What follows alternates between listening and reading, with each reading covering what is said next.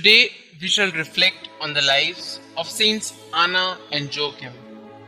The Gospels give no indication as regards the parents of Our Lady, but the proto-Gospels of James, dating back to the middle of the 2nd century, names them as Anna, which means grace, and Joachim, denoting Yahweh saves, and declares that their daughter Mary was born in answer to fervent prayer after a long childless marriage. Since Anna and Joachim came from among a people who rose from the faith of Abraham, of a people formed by Moses, which Exodus describes as thirsting to know God's face. Anna is glorious among the saints because it was in her that the Immaculate Conception per se took place, whereby she became the mother of God, and in effect the grandmother of the Messiah.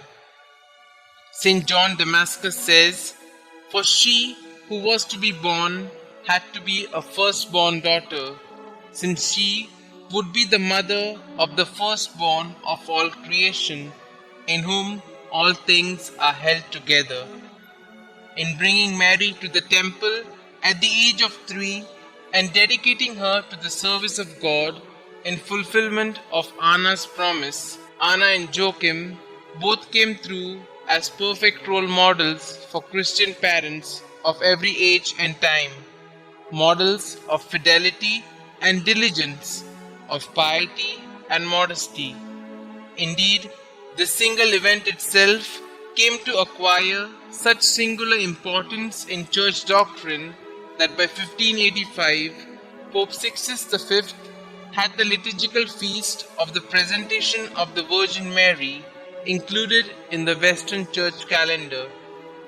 The strong character of Mary, as is evidenced in her decision-making, her steadiness in the face of crisis, her practice of continuous prayer, her devotion to the laws of a Jewish faith, her dedication to her relatives are all indicative of the close-knit, loving and God-fearing family upbringing that she had.